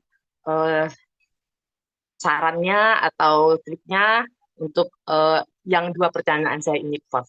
Baik, Prof. Terima kasih. Assalamualaikum warahmatullahi wabarakatuh. Waalaikumsalam. Nah, Terima kasih Kak monggo, Rizky. silakan, Prof. Siap, terima kasih Kak Wasiman. Wah, pertanyaannya mantap banget ini, susah dijawab. Kenapa susah? Karena itu problemnya mata pelajaran kita seluruh dunia. Jadi nggak hanya di SMK saja sih sebenarnya, tapi di mana-mana memang uh, pelajaran mapel kita itu memiliki status rendah gitu ya. Dan itu menjadi keluhan uh, uh, para pakar pendidikan jasmani seluruh dunia. Bayangkan ya, seluruh dunia, di mana-mana, di negara manapun, pendidikan jasmani itu statusnya rendah, gitu ya, dibanding dengan mapel-mapel lain gitu. Nah ini uh, kalau bertanya bagaimana ya, aku nggak bisa kasih jawab selain kita mengadvokasi siapa lagi Kak, yang kita meninggikan status kalau bukan kita gitu. Jangan berharap orang lain itu meninggikan status kita gitu ya. Ya kita sendiri gitu. Nah, disitulah tadi aku bilang ini butuh waktu, butuh perjalanan yang jauh dan itulah kita butuh kolaborasi kita semua berjalan bersama. Jangan jalan sendirian ya cepet tapi tidak akan lama, nggak akan bertahan lama pasti. Kalau kita mau bertahan lama ya kita bareng-bareng seperti ini dalam rangka apa? Meninggikan status kita. Bahwa kita ngerti nih kayak gini, bahwa kita tahu kayak gini lama-lama orang pasti akan menganggap bahwa oh PJOK gitu ya, ternyata gitu, gitu Kak. Kalau aku ditanya kuliah S2 sampai S3 di Amerika emang belajar apa? Pendidikan jasmani emang ada di sana gitu. Kan apa ya apa wah ada tahu ternyata gitu ya jadi orang kaget gitu nggak tahu ya kenapa statusnya rendah kita. Nah ya kita yang harus mengadvokasi bahwa ini adalah kita gitu. Dan ini sesuatu yang sangat berharga. Jangan bilang kemudian tanpa kita, anak-anak nggak bugar tuh, pada mager semua gitu. Tapi setelah di ini, ya anak-anak diukur kebugarannya, nggak tahu misalnya apa, ya anak-anak nggak bugar gitu. Ya, karena tujuan atau akhirnya setelah di luar PJOK anak-anak nggak melakukan, ya itu akhirnya nggak bugar, akhirnya mager gitu, akhirnya apalah ya, jadi keluhan kesehatan gitu. Tapi kalau kita itu bisa mengadvokasi mapel kita sendiri bahwa kita itu adalah pembelajaran buat anak loh. Kalau belajar itu kita kasih kail, bukan kita kasih ikan. Nih caranya bugar. Ayo kamu lari tuh, lari sekarang keliling lapangan gitu. Itu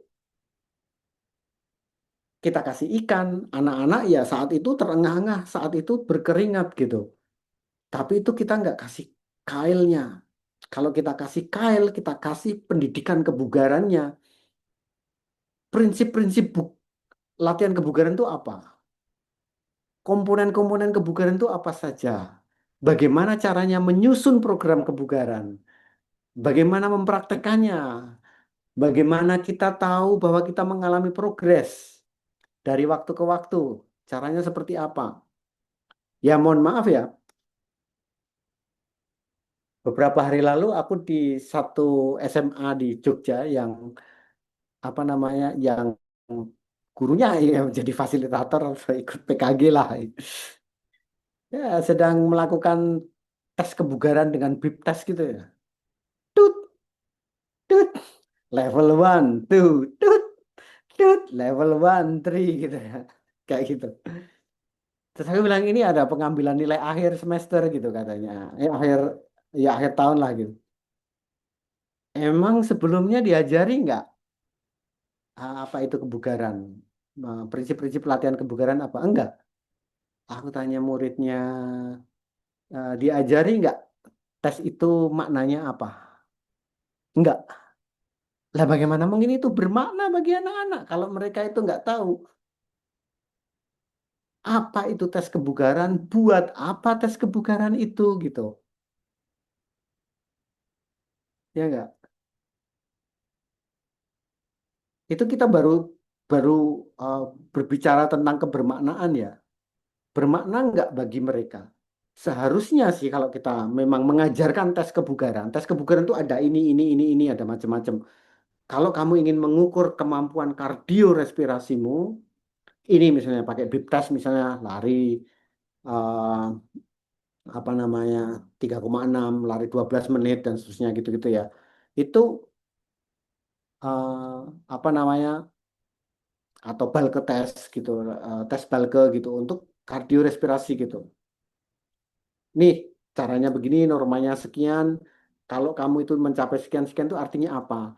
Nah, kalau seperti ini kamu caranya meningkatkan kemampuan kardiorespirasimu gimana? Ya, misalnya dengan latihan-latihan atau berbagai aktivitas ini, nyusun programnya seperti apa. Nanti setelah 8 minggu kamu tes naik enggak gitu, kebugaranmu naik enggak gitu, atau kemarin skornya naik enggak dan seterusnya. Kalau kamu ingin tahu kemampuan daya tahan ototmu, otot lengan misalnya, itu caranya ngetes seperti apa gitu ya. Untuk apa tes itu gitu. Caranya meningkatkan seperti apa. Jadi diajarkan dengan serangkaian ini nggak hanya di tes-tes doang. Ini hasilnya kamu gitu. Ketika kamu nggak bisa push up banyak yang nilainya jelek gitu. Nah, itu kan nggak ada kebermaknaan bagi anak-anak gitu. Aku baru bicara kebermaknaan, belum kebermaknaan dalam arti itu anak-anak paham nggak gitu ya. Mendalam nggak pemahamannya. Ini baru bicara pemahaman. Belum berbicara relevansi. Salah satu kebermanaan itu memiliki relevansi dengan kehidupan mereka. Sekarang aku tanya nih orang-orang yang di sini nih orang-orang olahraga semua. Siapa yang mengukur kebugarannya dengan bip test di sini?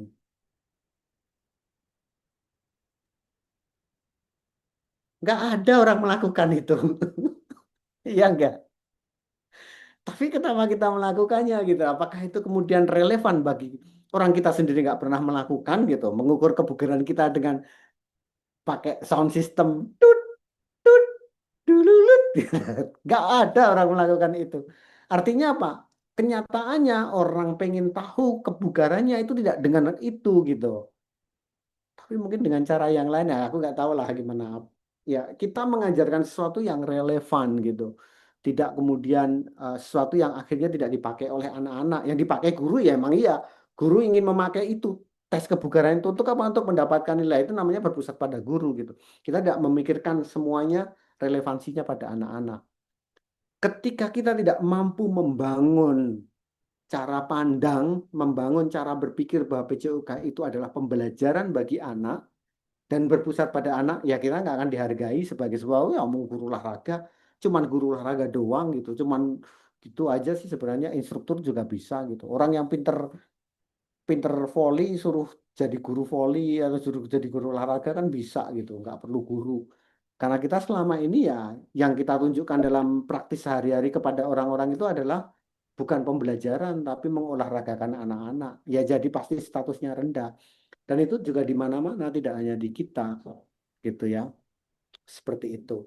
Yang kedua ya, kalau memang mau spesifik itu memang susah. Problemnya tidak hanya di SMK, SMA, tapi juga di SD. Ketika pembelajaran kita muridnya terlalu banyak, itu sudah masalah gitu.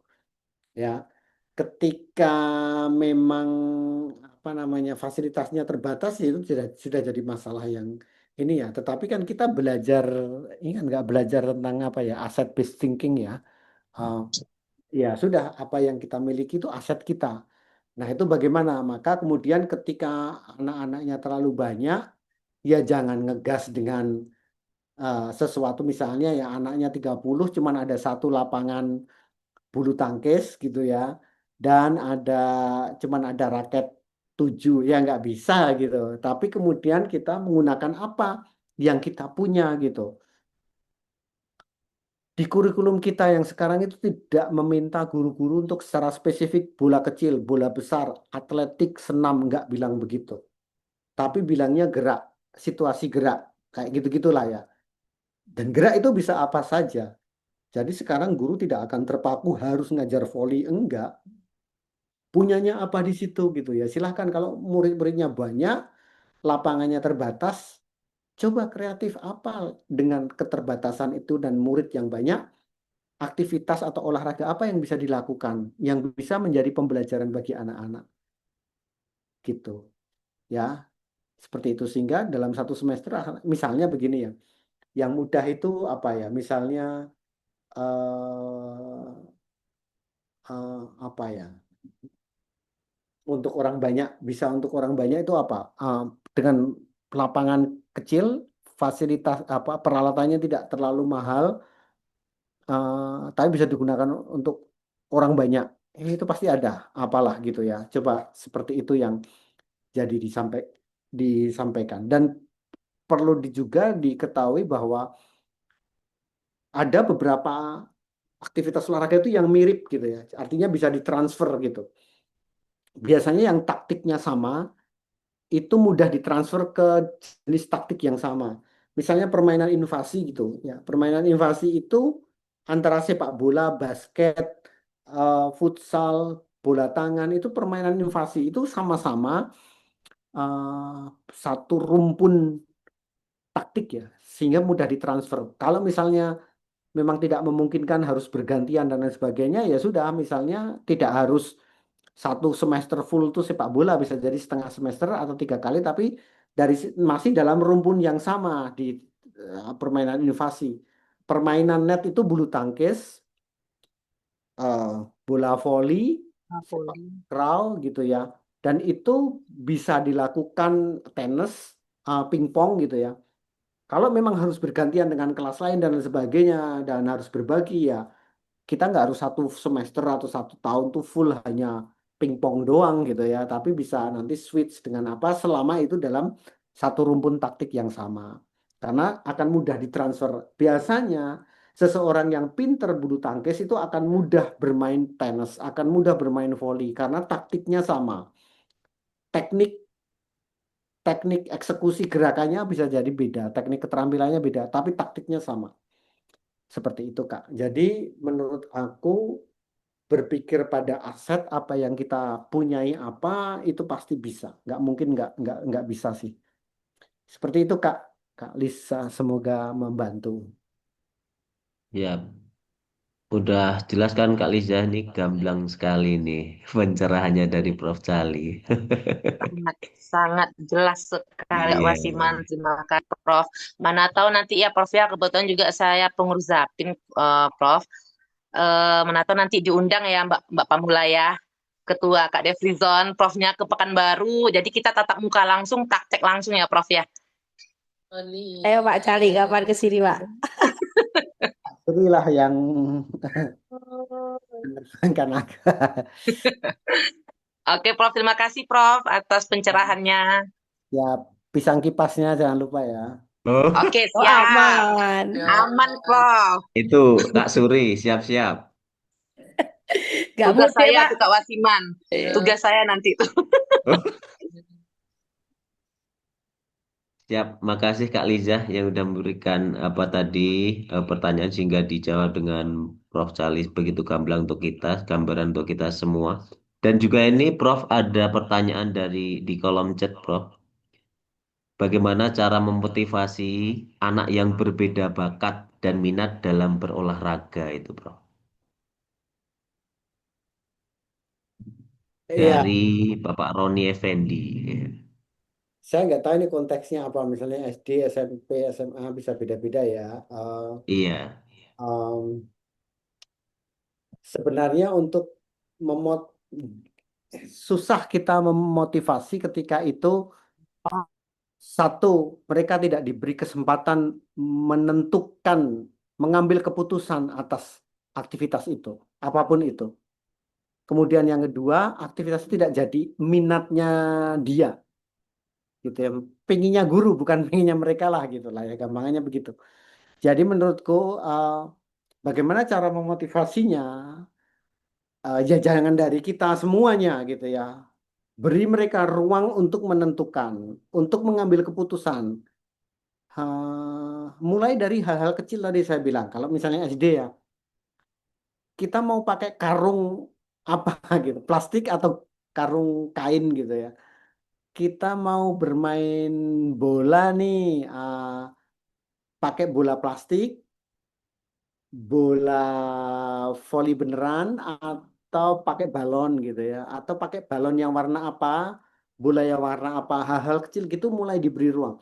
Ketika anak-anak itu diberi uh, peluang untuk memutuskan pilihannya dia mulai engage biasanya. Engage itu terlibat gitu ya. Uh, sehingga mereka tertarik gitu ya, berminat. Aku nggak menyarankan seperti seorang motivator gitu ya, yang guru PJOK harus bisa seperti seorang motivator yang memotivasi. Itu mungkin ya motivator tuh bisa jadi itu berhasil, bisa jadi itu manjur gitu. Ya enggak?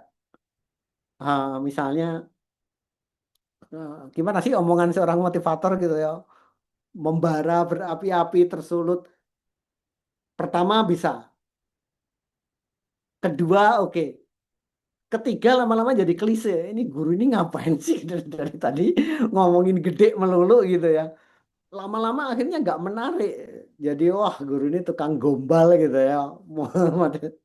Jadi memotivasi itu kalau menurut saya tidak dengan cara seperti seorang motivator gitu ya, itu oke dalam satu dua kali gitu ya. Lebih kepada bagaimana kita mengorganisir kelas itu yang sifatnya demokratis, di mana anak diberi berbagai peluang untuk mengambil keputusan, untuk bersuara, berpendapat, melalui aktivitas kelas, melalui penentuan kelas ini mau kemana dan seterusnya ya, sehingga anak-anak terlibat. Salah satu contoh ya, kalau kakak-kakak tahu SEM itu, melihat SEM itu dilaksanakan, terlepas dari SEM-nya itu masih perlu belajar atau tidak, tapi anak-anak itu cenderung terlibat gitu. Kenapa? Karena mereka banyak diberi peluang untuk mengambil keputusan. Kalau aku sebagai seorang pelatih mau seperti apa? Kalau aku sebagai pemain seperti apa? Bahkan nanti mendesain logo logo timnya, mendesain desain kaos timnya, jersinya, mendesain yel-yelnya itu. Tidak dari kita, lu bikin yel-yelnya seperti ini gitu ya. Ini dinyanyikan seperti ini. Besok pas mendukung kayak gitu. Nah, itu anak-anak nggak tertarik kalau semua-mua dari kita ya. Jadi seperti itu Kak, caranya memotivasi walaupun mereka beragam, aku pikir SEM itu bisa um, menjadi salah satu contoh yang tinggal jadi ya karena bisa jadi minatnya anak jadi atlet, minatnya anak memimpin jadi pelatih atau jadi manajer, minatnya anak itu menulis sama broadcasting ya bisa jadi jurnalis gitu ya. Seperti itu. Seperti itu Siap, menurut aku ya, semoga membantu. siap, Prof. Ini ada satu lagi, Prof. Mungkin mengenai kebijakan ini, Prof. Kenapa di SMK sampai saat ini di kelas 12 PJOK tidak ada lagi pembelajaran, tetapi pada saat ujian sekolah diminta untuk proses penilaian untuk mendapatkan nilai. Nah, itu Prof pertanyaannya. Karena kayak di SMK kan nggak ada pembelajaran di kelas 12 ini. Yang pertama saya sampaikan dulu, saya adalah seorang seperti teman-teman di sinilah ya, saya guru di kampus gitu ya. Itu pekerjaan utama saya. Jadi saya nggak tahu apa yang terjadi di atas sana, termasuk berbagai hal terkait dengan kebijakan ke SMK-an. Saya nggak pernah diundang sekalipun di SMK gitu ya, di Dirjen SMK gitu. Sehingga tidak tahu keputusan itu, termasuk yang lain-lain. Saya juga tidak tahu apakah itu pengambilan nilai itu keseluruhan ya ujian praktek di akhir kelas 12 atau hanya kelas 12 saja, saya nggak tahu.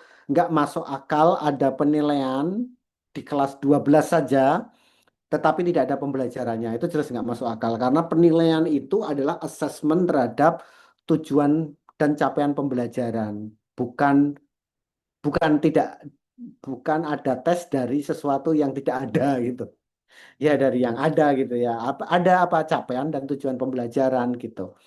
Ketika tidak ada tujuan pembelajarannya, kok ada tesnya, itu aneh.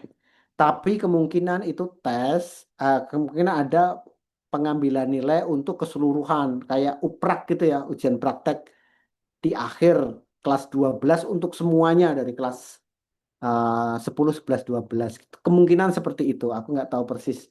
Tapi kalau ditanya mengapa tidak ada ini, saya tidak tahu. Saya hanya dipanggil kadangkala ketika dibutuhkan, dimintai pendapatnya sama kementerian, tapi pengambilan keputusan mana gue tahu ya. Saya eh, apa namanya itu hanya orang-orang yang ada di duduk di posisi itu yang mengambil keputusan. Begitu Kak. Siap, siap, Prof. Makasih tadi udah dari Pak Domingo ya, Pak. Udah dijelaskan sama Prof. Jali.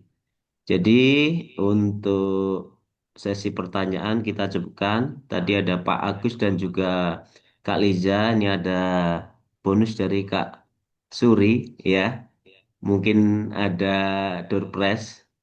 Nanti silahkan Pak Agus dan juga Kak Liza bisa mengirimkan nomor handphonenya di kolom chat biar nanti ada sedikit door prize dari Kak Suri sebagai penyemangat untuk kita semua. Terima kasih.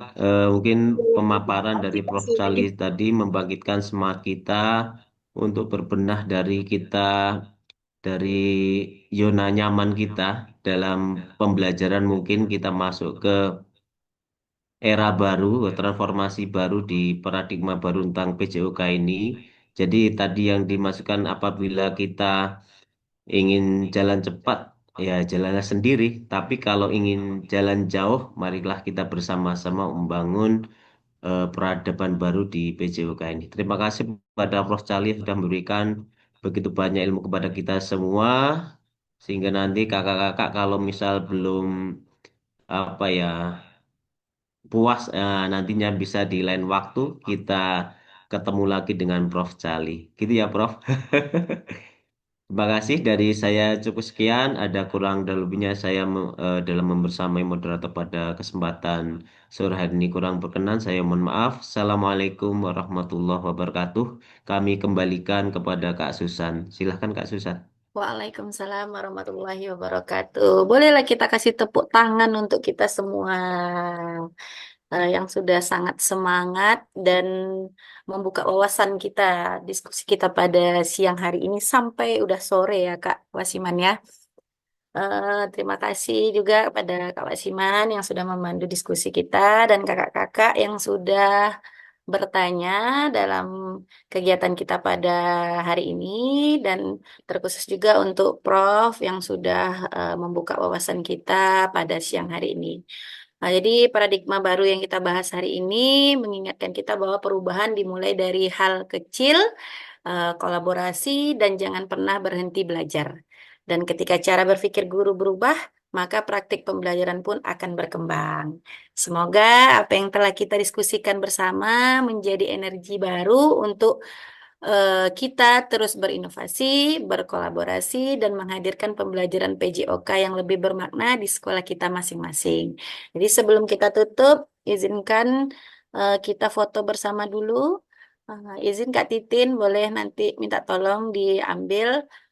Boleh kakak-kakak semuanya dibuka kameranya, berikan senyuman paling manisnya pada sore hari ini sebelum kita mengakhiri kegiatan kita. Kak Tin, Oke, siap. 1, 2, 3. Oke.